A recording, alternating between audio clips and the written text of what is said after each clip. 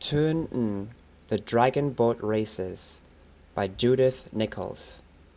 The air is hushed, round waiting boats, water still before the race.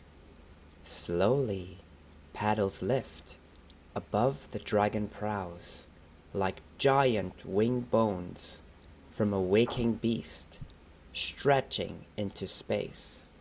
And then they're off, away! Fish scatter in dismay as dragon racers slice the surface. Wings dip, whip water into waves. Waves rise like flames, set light by sun.